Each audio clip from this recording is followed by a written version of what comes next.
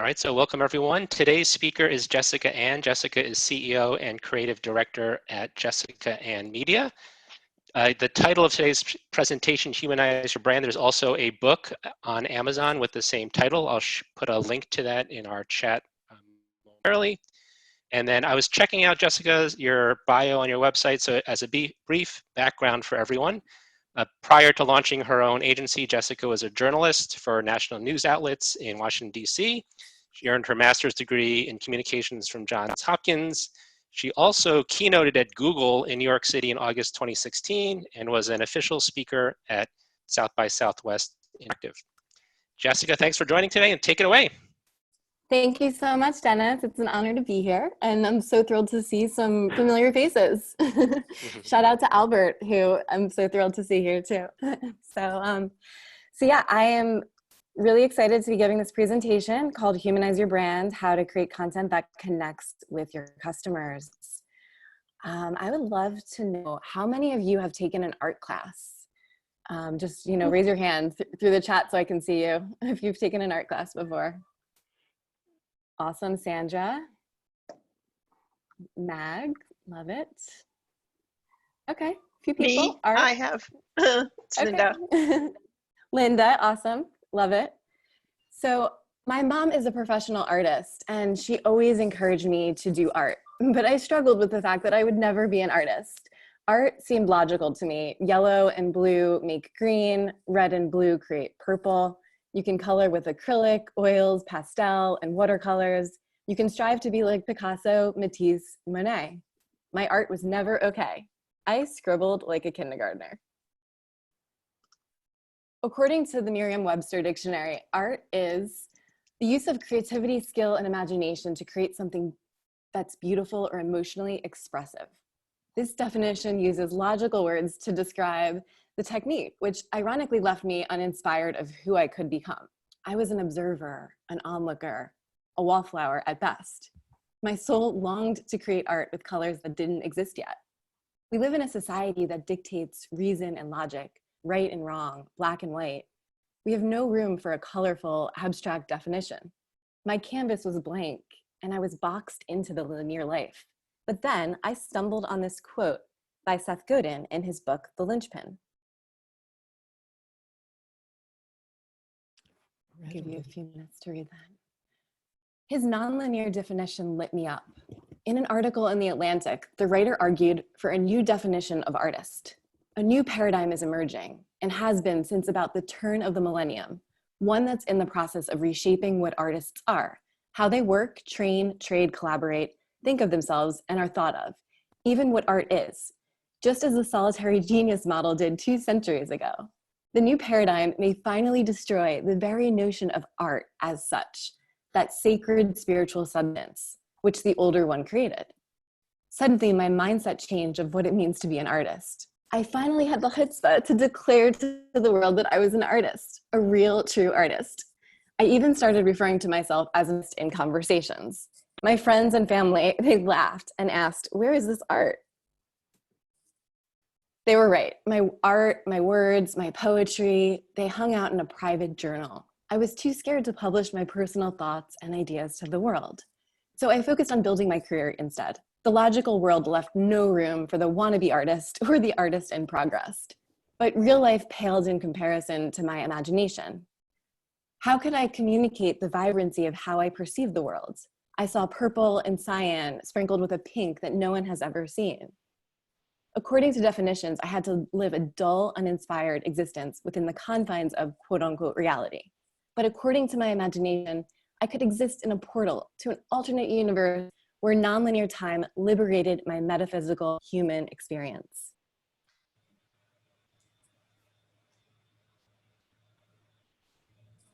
Over my career, I was an academic, a journalist, a marketer, but each one of these roles felt limiting and polarizing in its own way. So I figured out a way to merge academic research, digital journalism, and growth hacking into a skill set. I'm so passionate about what I do today because my background is in news. I worked for NBC and XM Radio, and I earned a master's degree at Johns Hopkins before starting my own creative agency. While working in traditional media, I realized how ineffective the process was to reach audiences. I always wondered if the energy behind the stories were translating to the people receiving the information on the other end. I endlessly asked myself, how is the audience reacting to what they just consumed? What are they feeling, thinking, doing, and saying? How do I know if they enjoy what I created? The sad thing is that I never found out. There was no way to measure the impact of cold, hard news stories of the traditional media. I warmed up to this fact by changing my approach. I started to write softer, more human-centric stories for the world to read online. And the effects were instantaneous. I could hit publish and immediately know if my words resonated. So how do you get your words to resonate?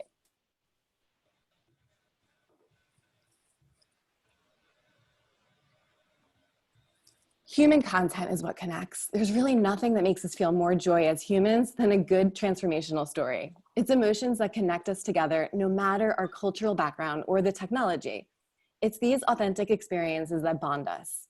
Humanizing your brand is the theme of today's talk, and in this presentation, we'll discuss human content, what it is, its benefits, along with how to differentiate yourself in the idea economy.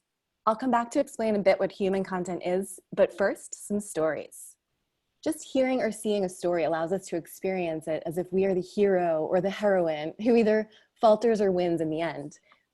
Think about it. If we hear a story about a wolf, then afterwards we think like a wolf for some time and we know like a wolf. If we hear a story about a dove finding her young, then something moves behind our own feathers. If it's a story of wrestling the sacred pearl from beneath the claw of the ninth dragon, we feel exhausted afterwards and satisfied. In a very real way, we are imprinted just by listening to the tale. Words create a visceral reaction from the reader or listener. Technology is our new commonality. It levels the playing field across the globe and unites us in a way that's never been experienced before in history. Business owners tend to be a unique breed of creative, idealistic, and connected individuals who like to rally together to create more meaning in the world. We seek brands that can offer it all: experience, authenticity, and social responsibility. Even better if it's a good value. We like to be constantly connected as long as we know who we're talking to. So many marketers today focus on data and numbers, but I always think back to the early days in news with the focus on quantitative data. And I believe that data is what kills creativity a lot of the times. How many of you, have had this experience before where data kind of reduces the amount of expansiveness and flow to your experience? Show of hands here.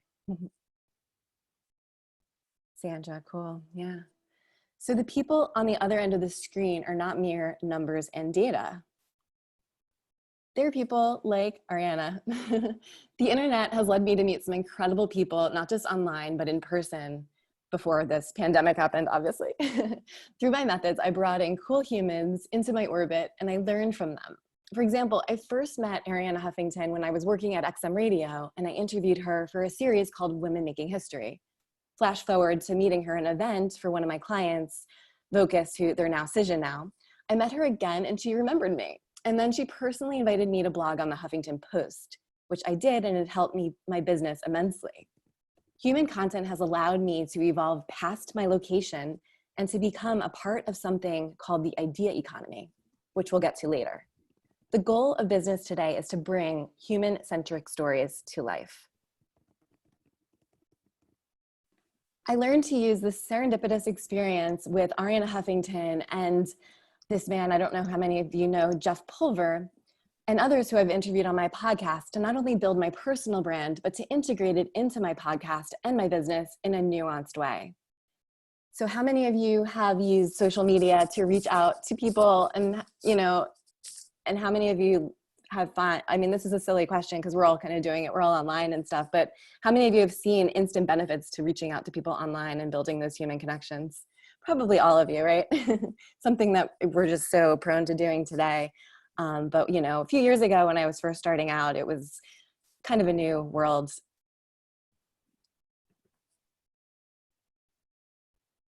Yeah, definitely. Albert, I met you via social media years ago, and we've continued to stay in touch, Albert, over the years, messaging each other. I remember when I was close to you, and we've just We've been passing ships in the night, but I always enjoy seeing your face pop up. So let's get into the benefits of human content. Human content moves people towards you so that people are attracted and pulled towards you. They're not interrupted, pushed, coerced, pressured, or bribed to listen to your message. Some of you may have heard the term permission marketing. It's a concept that enables marketers to shape their message so that consumers will willingly accept it. The best way to have your consumers willingly accept your message is to this makes happy customers. You really want to understand them. And you can make them almost as happy as this guy. He seems pretty happy here. Customers buy from you when they trust that you can solve their problems. But most marketers today mess this up because they're shouting at their customers, unfortunately. Traditional advertising through TV, radio, and newspapers had an aggressive approach. Buy this repeatedly at high decibel levels or in large print. These methods were never effective, but we tolerated it because it was a different era. This was often done on platforms where we hardly knew anything about the viewers or the audience. We didn't know if it resonated, and the audience didn't have a choice as to what type of media they consumed if they wanted to stay informed.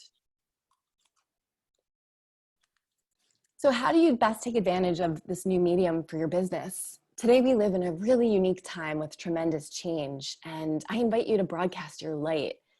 Podcasting is a rapidly growing industry, and it's very DIY, so you can incorporate your own transformation and have the structure you need to change a passion project into a passion-based business that lights you up and pays for itself. The beauty of this is that you'll need to talk to your customers and build a two-way conversation.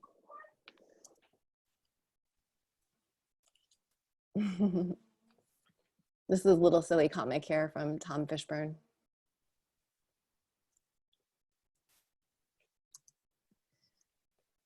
So the majority, about 80% of business decision makers prefer to receive information about a company in a series of content versus traditional marketing tactics.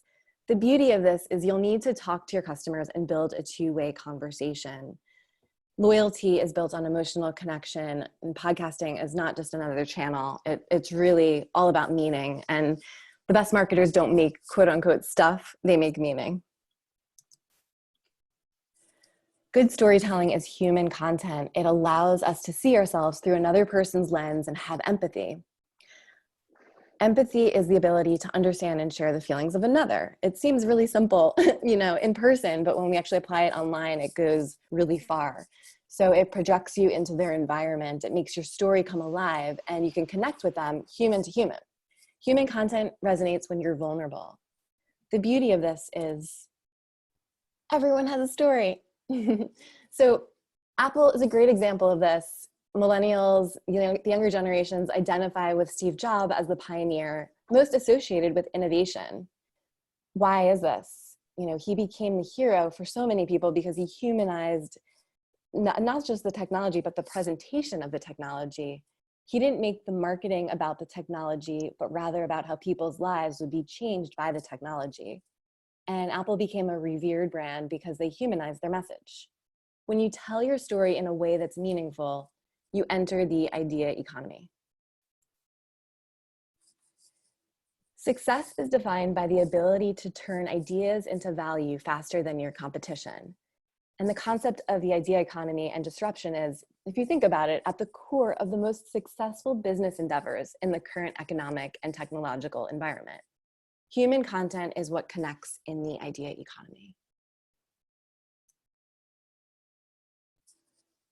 Podcasting is one way you can do so, and it fosters community-based input, interaction, content sharing, collaboration. It truly allows you to humanize your message so that it's no longer just about you, but about the value that you provide.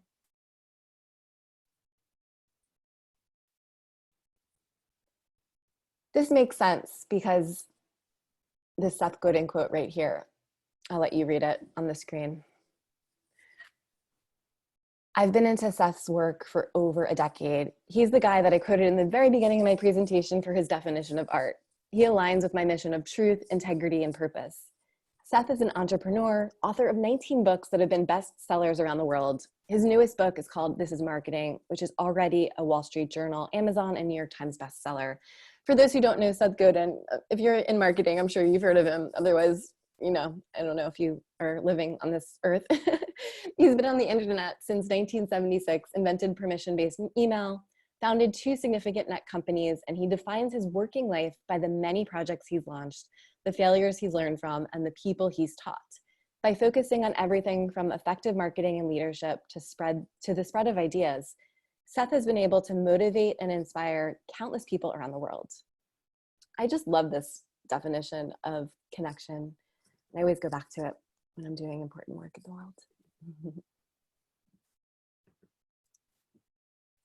The childhood story that I told earlier about his definition of art, well, it came full circle when I had the opportunity to interview him on my podcast. And I think it's important for people who are running their own businesses where creating human content may be a quote unquote add-on to hear this. He says, content marketing is not the BuzzFeed magic formulas to connive people to get their attention for not much of an exchange. The content of what we do, the meat or the essence of the change that we make, that's marketing. The spin and the hype is not marketing. Content marketing becomes meaningful when you have conversations that connect or add context.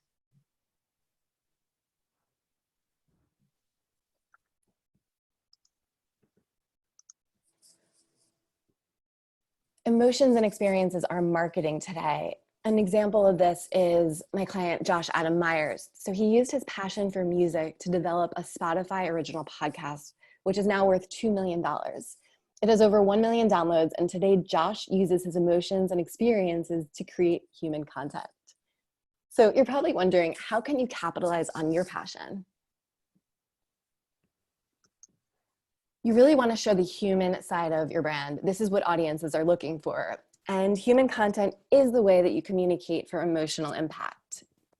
But first, you'll need to get in touch with your own subjective experiences. We need to explore our own psyches with a feverish obsessiveness. By doing so, we can integrate and make peace with it. There's no curriculum for this. Schools don't teach us how to interface with wonder, magic, or creativity. And even when we do teach creativity, it's within the confines of an art class. We don't have a lack of information. We have too much.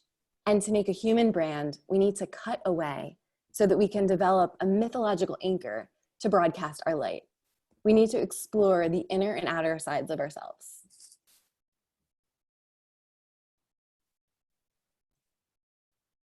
When we explore our own psyches, we can integrate and bring value to the world. There's really no curriculum for this, but we strive to bring it here today through this Zoom meeting without the confines of a quote unquote art class. Great art doesn't need visuals. The abstract can spark thought. The illogical can provoke conversations. And the metaphysical can create meaning. For me, designing our destiny looks like poetry, because after all, our imaginations are the portal at the edge of a reality. The next paradigm is here, and optimizing our human potential couldn't feel more real.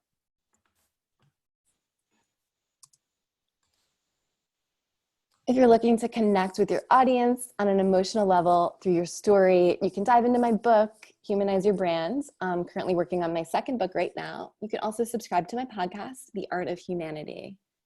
I'm just so excited to hear what you guys think. I'm opening this up to any questions you may have. Thanks, Jessica. And everyone, if you're free to speak up and speak your question, or you can leave it in the chat. I thought I'd start, Jessica. Looks like 2 slides back, you were saying like the mission for your personal brand is to start a podcast. I wonder if someone says yes, like what do they do next? Yeah, that's a great question. You can find me on socials. You can email me, and I actually have a whole masterclass put together for this, which will be available shortly. And I guide you through how to do so. So the first step is to spark your own transformation. You really want to be using your own experiences to create value and to share your wisdom. And then the second step is to create a movement. You want to make the podcast bigger than just you. You want it to be about the experiences that you've had. And, it's not all about the information. It's about the human emotions and experiences. And then step 3, you want to start interviewing your heroes, sharing your wisdom, and also sharing your inspiration. So those are like the 3-step frameworks that I recommend to getting your podcast started. And if you need any help at all, I'm always available. You can shoot me an email, find me on social media. I'm also on LinkedIn. It's not listed as there, but I'm on LinkedIn as the same handle as that. And I'm more than happy to get you started and hop on a podcast strategy call so we can map out a framework for your podcast strategy. Excellent. What about brands, by the way? Like, if I know of some brands that are not podcasting, but they're thinking about doing it right now, should they be thinking? Is there any different type of thinking a brand should do compared to an individual? Yeah, that's a great question. When it comes to brands that want to host their own podcast, it comes down to the voice of the person hosting the podcast. If you think of any of the best podcasts that are out there today, it's really about the message that the host is conveying and the stories that he or she curates to the world. So it always comes back to the emotions and experiences and not about the information. When we want information, we usually go to other different formats to get that. I mean, you can still deliver facts in a podcast format, but it really comes down to allowing your listeners to feel into your story, whether that's a brand or a person. You want to be telling stories either way. So storytelling is crucial in order to humanize your podcast, even if it is for a brand. Got it. Do you have a favorite? I mean, I'm a listener of your podcast, but do you have a favorite podcast or two that you'd like to share with us that you listen to? Sure. Yeah. It really just depends on what I'm doing. Like, I have so many that I love. I'm such a podcast junkie. Right now I'm a big fan. One of the guests that is coming up, I'm launching the next season of my podcast, season 6. I interviewed comedian Pete Holmes. How many of you have heard of him? He has a show, Crashing, on HBO. And I had the opportunity to talk with him a few weeks ago, and I'm going to be publishing that podcast in about a week and a half. So I have been diving into his podcast. He has a really funny one called You Made It Weird. And what I love the most about his podcast, and this goes for all different types of podcasts that are out there today, is he has a 3-word rebellion. So it's at the very end of his podcast, he says this hashtag, keep it crispy, which is so him. And it's just so weird because his podcast is called You Made It Weird. And he's just like this quirky comedian that is hilarious. And I really resonate with his vibe. And he has built a movement through this 3-word rebellion, keep it crispy. So, to answer your question, that's one I love, is Keep It Weird, or You Made It Weird with Pete Holmes. And it's not a marketing podcast. It's more of like a comedian telling stories and interviewing other comedians and other celebrities. He just interviewed Zach Braff, that was a really interesting interview as well. All of his stuff, all of his episodes are really unique. But yeah, and then to just add on to that is another thing, the 3-word rebellion. It's always important to have that to create your movement and to really build the audience so that people realize that it's not just about you, but about the mission that you're bringing and the movement that you're making. Keep it crispy. It's just fun to hashtag that to the world and to be a part of something that's kind of quirky and weird if you're into that. Excellent. I'm a podcast junkie too, so I'm going to check out You Made It Weird. Yeah, and then I also, all of my guests that I've interviewed have podcasts as well. The James Altucher Show is another one. I interviewed James on my podcast. This other guy, Jim Rutt, who I interviewed on my episode, he has a podcast called The Jim Rutt Show. They're all really unique. Like, I'm really into like all different types of topics. So it really just depends on my mood. I treat podcasts like Netflix because I don't really watch a lot of Netflix. I want to be away from the screen as much as possible these days. So I just listen to podcasts and it goes in my ears and I don't have to stare at a screen. I can just go for a walk or, close my eyes if I want to, if I'm at home. So you quoted Seth Godin in your presentation. For those who don't know, Seth was actually a guest on Jessica's podcast. How do you, Jessica, get such famous guests? That's a great question. I'm just so grateful and humbled every day. I just reached out to Seth. It was one of those things where I messaged him. I emailed him and I said, "Hey Seth, I love your work. I'd love to," and just really simple email. I sent him a link.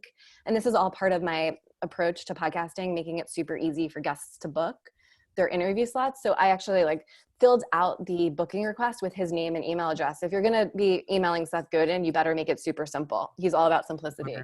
So all he had to do was click the schedule once link, and his name and email automatically populated so that he could just go to the calendar and fill out the best time that worked for him. So I shot him an email. About 10 minutes later, I see a message from him in my inbox saying, "Jessica, love your work. You have such great podcasts." And then he booked a slot on my calendar to talk with me. So making it super easy for guests and having a structure and framework in place before you reach out to them is super important. That way you come across as professional, and you also have your, comes across like you have your stuff together, and people really resonate with that and they want to be a part of your mission and your movement. Excellent. Those are great tips. And I guess the most basic thing is you never know unless you ask, in addition to the way you set it up. Exactly. Yeah. Exactly. And I love, when I work with my clients, they always have this pie in the sky guest that they would love to interview. And I always say, just start visualizing that and putting that out in the world, because nothing is impossible. If you would have told me just a few years ago, I'd get to interview all of my heroes, literally every single person that's inspired me that's living today, I would have laughed. And I just, it's constantly, showing me that you can do whatever you want, especially if you have a podcast, and it's the best way to interview your heroes today. Excellent. I feel like I've asked too many questions, so who else has a question out there? Todd, you're not one to be shy. Do you have any questions? Oh, I'm highly shy, Dennis.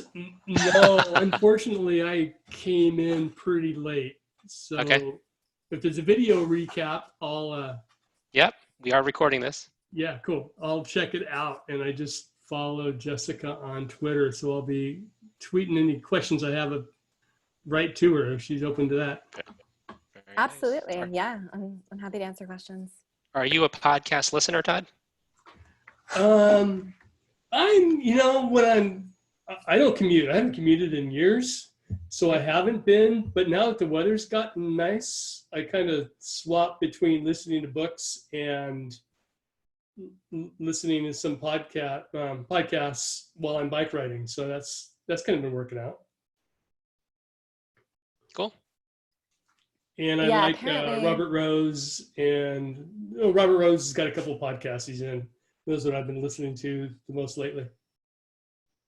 Yep, I listened to Robert as well. You even have, I think I listened to you on one of them. Robert did have me on as a guest once. I was honored and felt very flattered. Yeah. That was great. Yeah. Yeah, so apparently podcast listening through audio is going down a little bit, but in terms of during this quarantine, because not many people are commuting these days, but people are still wanting to connect through video. So, one of the tools that are good to getting your podcast started is Squadcast if you want to go and do a video podcast. So that's another tool that I'd recommend if you want to get started on the technical side of things. Yeah, that's interesting. I always think of podcasts as listening. Because that's what it's been ever since the podcast term was invented. But to my kids that are young adults now, a podcast to them is video. They're like, interesting. Yeah. Audio only podcast? What the heck is that? Very interesting. Yeah, isn't it fascinating how different generations have different concepts of what the technology is today? Yeah, kids that grew up, or adults now that grew up in a digital environment when they're communicating with people around the world playing video games when they're 8 or 10, just have a totally different concept of online than we did.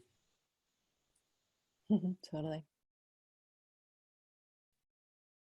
All right, this could be the last call for any questions, comments, feedback, suggestions, anything.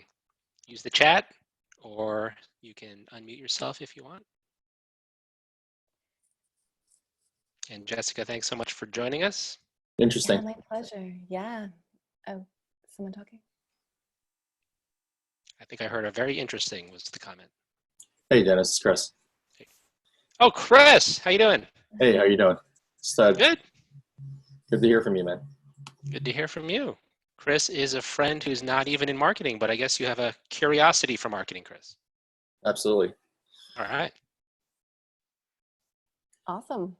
Hi, Chris. Nice to meet you. Nice meeting to you, Jessica. And for anyone that wants more details onto how to get started, I have a masterclass I put together. You can email me, and that link will be live. I was working on it like all night last night trying to get it ready for today. Unfortunately, I just want to make sure all the kinks are worked out before it goes live. But if you message me, I will be sure to send you the link to my masterclass, which gives you step-by-step guidance on how to create a podcast and get it out in the world.